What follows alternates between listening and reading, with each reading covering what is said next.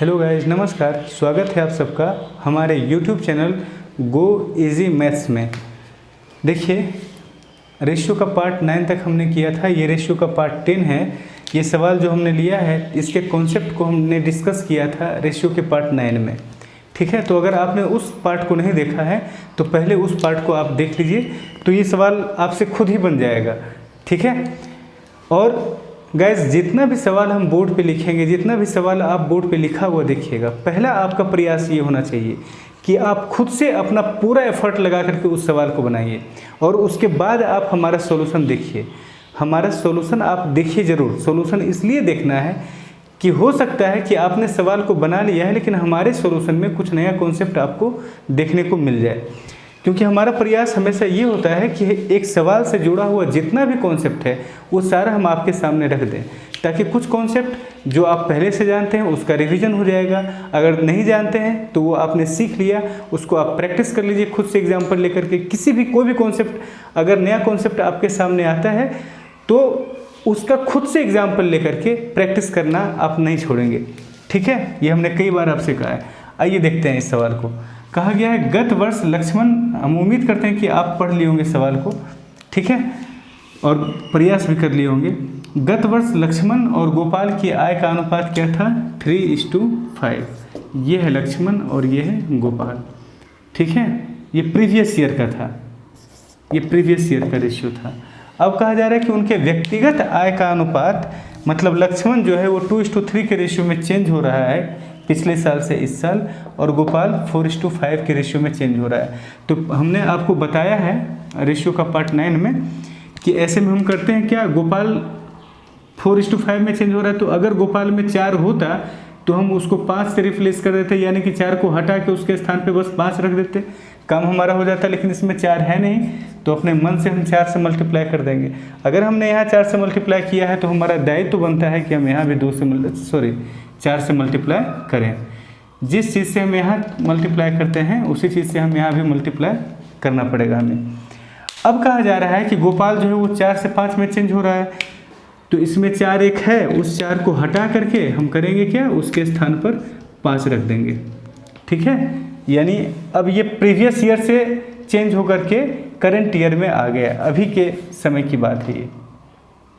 और लक्ष्मण 2 से 3 हो रहा है, तो इसमें 1-2 को आप हटा दीजिए, 1-2 रहने दीजिए, और जो 1-2 को आपने हटाया है उसके स्थान पर क्या रख दीजिए, 3। तो अब देखिए, ये दोनों के करंट ईयर का, मतलब इस ईयर का रेशियो हो गया 18:25। टोटल आपका कितना हो जाता है, 4300 रुपया। तो करंट ईयर में टोटल रेशियो वैल्यू है आपका कितना, 43 यूनिट का मान 4300 रुपया। ठीक है, तो पूछा गया है इस वर्ष लक्ष्मण की आय 18 यूनिट है, यानी हमारा आंसर क्या होगा, 1800 रुपया। ठीक है, पहला सवाल आपका डिस्कस हुआ। बने रहिएगा, कई सवाल अभी आएंगे। ठीक है, देखिए सवाल बहुत ही आसान है, आप देखें और आपसे बन जाना चाहिए, इसमें कोई टाइम नहीं लगना चाहिए। लेकिन होता ये है कि जब हम एक कॉन्सेप्ट के सवाल को लगातार बनाते रहते हैं तो सारा सवाल बनता जाता है, फिर बीच में दूसरा कॉन्सेप्ट आ गया, अब उस पैटर्न के सवाल बनते रहते हैं और हमारा माइंड उसके लिए अनुकूल हो जाता है, उसी के साथ एडजस्ट कर जाता है जो नया वाला कॉन्सेप्ट का सवाल है। फिर पुराना कॉन्सेप्ट का सवाल जब आ जाता है तो हम अप्लाई करना शायद भूल जाते हैं या हम कमज़ोर पड़ जाते हैं। तो देखिए, ये पहले वाले कॉन्सेप्ट का सवाल है, आपने प्रयास कर लिया होगा, अगर नहीं किया है तो कर लीजिए। ठीक है, हम बता रहे हैं, सॉल्यूशन देखने के पहले कर लीजिएगा। कहा गया ए और बी के आय का अनुपात क्या है, 5:8। अच्छा, दोनों का आय 5:4 होता कब, जब ए की आय 25 लाख अधिक होती। ठीक है, तब अनुपात क्या होता, 5:4। मतलब पहले वाला रेशियो ये, अब वाला रेशियो ये, इसमें बदल कौन रहा है, ए का वैल्यू। इस रेशियो में और इस रेशियो में ए के वैल्यू में 25 लाख का अंतर है, जबकि बी का वैल्यू तो वही है। तो हम कह सकते हैं कि इन दोनों को कंबाइन किया जा सकता है, क्योंकि बी तो नहीं चेंज हो रहा है, तो इसमें 2 से हम मल्टीप्लाई कर देंगे। जब हम 2 से मल्टीप्लाई कर देंगे तो ए का वैल्यू कितना यूनिट बढ़ गया, 5 यूनिट है ना, और 5 यूनिट का मान क्या हो जाएगा, 25 लाख। ठीक है, 5 यूनिट का मान क्या हो गया 25 लाख। पूछा किसका गया है बी का है 8 यूनिट। 8 यूनिट का मान क्या होगा 5 पचे 25, तो 8 पचे 40। आपका सी नंबर ऑप्शन सही है। आ जाइए अगले सवाल में।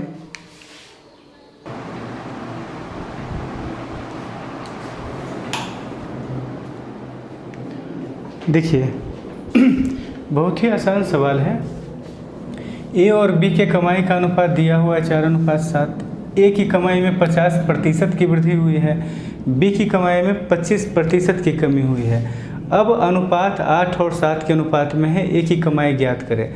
और ऑप्शन हमारा 10,000, 12,000 कान डिटरमाइन नन ऑफ दिस दिया है। सबसे पहली बात तो ये है कि 10,000 और 12,000 हो नहीं सकता है। क्यों नहीं हो सकता है?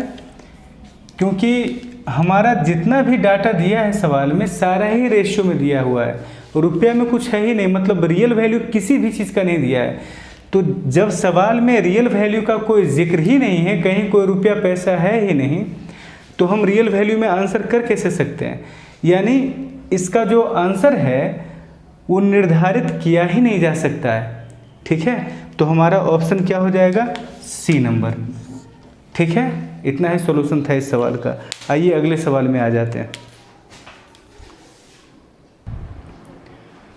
देखिए समझिएगा इस सवाल को, और हम कहेंगे इस सवाल को समझने के पहले एक छोटा सा कॉन्सेप्ट हम आपको बताते हैं, वो समझिएगा।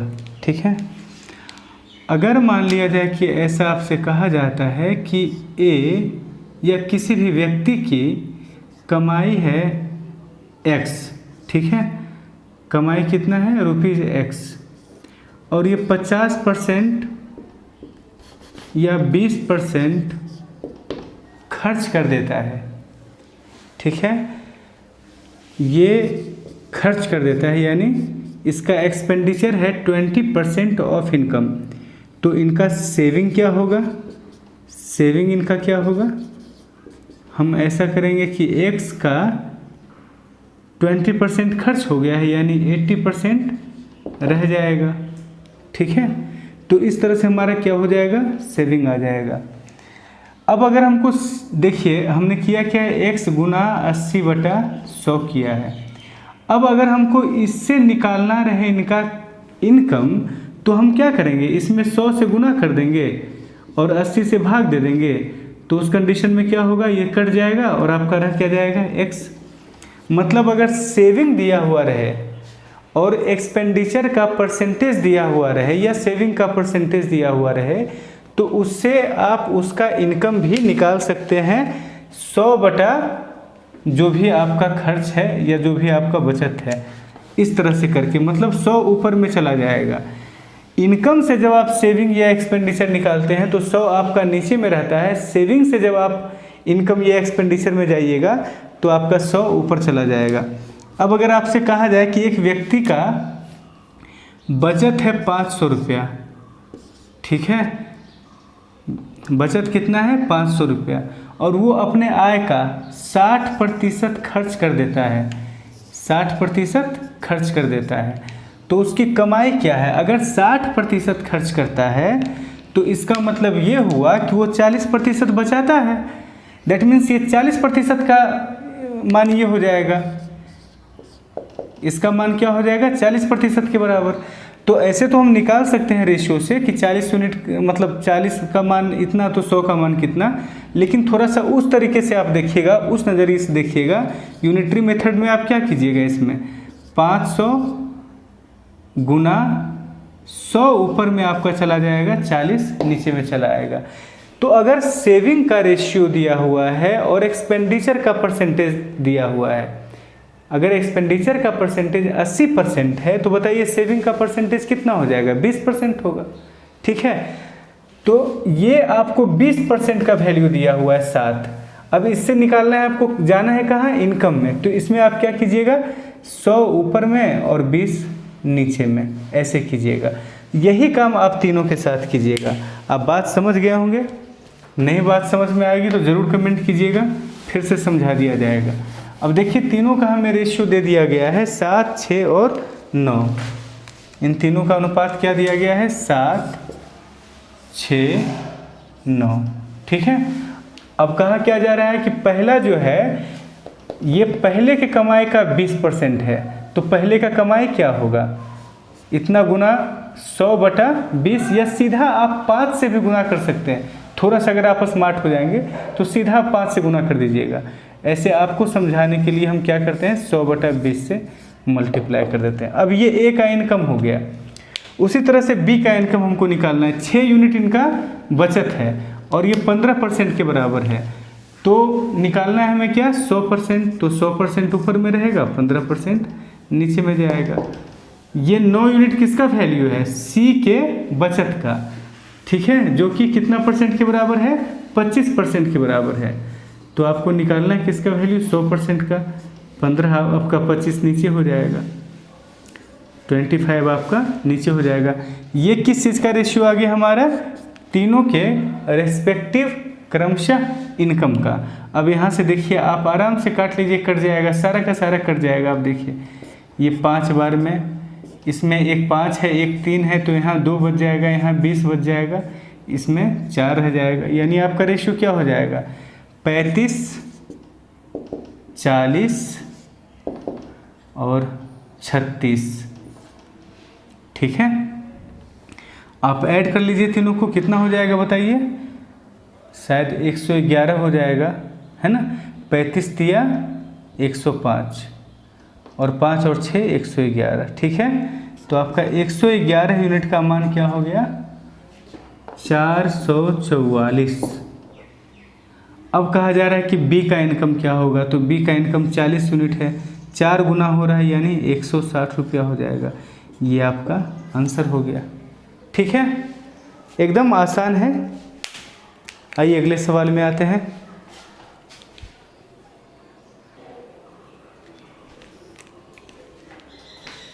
कमाल हो गया, जब हम सवाल लिखने के लिए जाते हैं, सवाल लिखने वाले रहते हैं, तो हम वीडियो को थोड़ा पॉज कर देते हैं कि टाइम अननेसेसरी आपका वेस्ट होगा।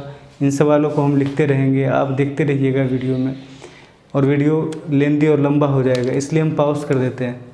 पॉज हमने किया, उसे ऑन करने का ध्यान नहीं रहा, इस सवाल को पूरा हमने डील कर दिया। यही देखिए ऑनलाइन क्लास है, इस सवाल को पूरा हम एक बार बता चुके हैं, अब फिर से आपको बताने जा रहे हैं। देखिए ये सब निशान जो है ना, सबूत है बताने का। चलिए ठीक है, देखिए फिर से बताते हैं। ए और बी का इनकम, देखिए हम एक सवाल इस तरह का किए, सवाल आप पढ़ लिए होंगे उम्मीद हम करते हैं, नहीं पढ़े हैं तो पॉज कीजिए और पढ़िए। ठीक है,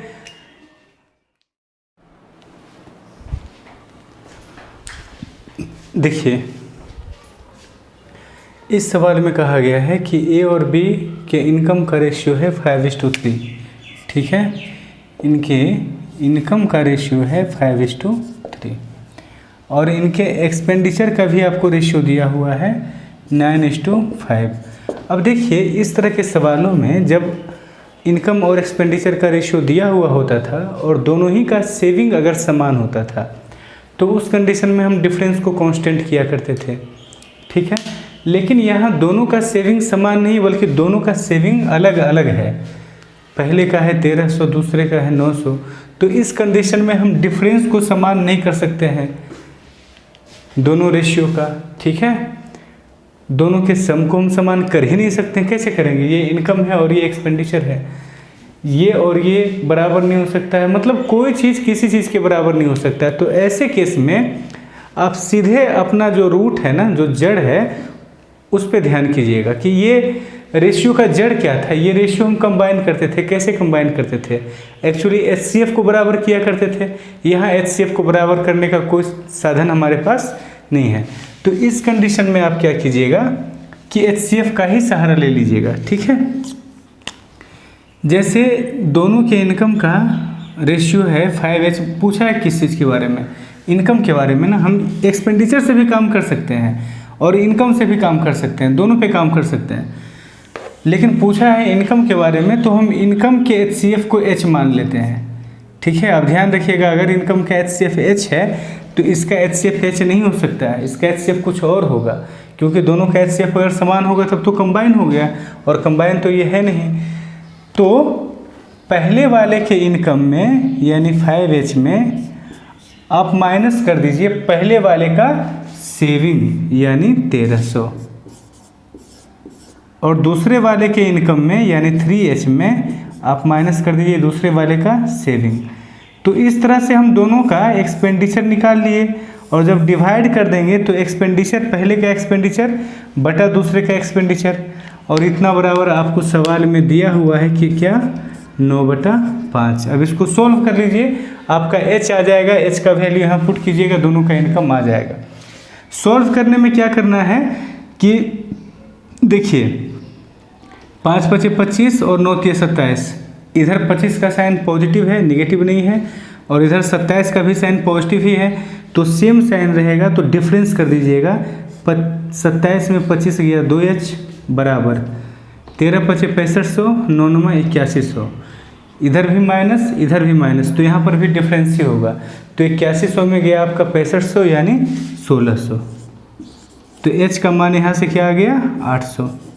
ठीक है, अब दोनों का वैल्यू आपको निकालना है, आप आराम से निकाल लीजिए। पहले का होगा 4000, दूसरे का होगा 8 × 2400, यानी ए नंबर ऑप्शन आपका सही है। ठीक है गाइस, तो आज का वीडियो यहीं तक रहेगा, इसके आगे का सवाल पार्ट 11 में हम लोग देखेंगे। आप लोग ध्यान रखिएगा कि सब्सक्राइब करना है चैनल को अगर अभी तक आपने नहीं किया है तो, और हमारे वीडियोस को ज़्यादा से ज़्यादा शेयर करना है ताकि हमें और वीडियोज आपके लिए बनाने के लिए मोटिवेशन मिलता रहे, और इस तरह से हमारा क्लास यूट्यूब पे चलता रहे। ये एक क्लासरूम, जो क्लासरूम का एनवायरनमेंट होता है वही हमने बनाने का प्रयास किया है। मतलब ऐसा नहीं कि आज वीडियो डाला फिर कल नहीं डाला, ऐसा नहीं, एक रेगुलर हिसाब से हर रोज़ आपको वीडियो मिलता रहेगा। हाँ, ये हो सकता है कि सुबह में आज मिला है तो कल शाम में मिले, क्योंकि नेट का प्रॉब्लम होता है या और भी कई तरह का इशू होता है यहाँ, तो टाइम का डिफरेंस हो सकता है, लेकिन आपको रेगुलर बेसिस पे वीडियो मिलता रहेगा। ठीक है, तो इस तरह से हम लोग सारा अर्थमेटिक्स, सारा एडवांस मैथ, ये सारा फिनिश कर लेंगे यूट्यूब पे। बस आप थोड़ा हमें मोटिवेट करते रहिए, शेयर करके, सब्सक्राइब करके, लाइक करके। ठीक है, तो मिलते हैं हम लोग अगले वीडियो में।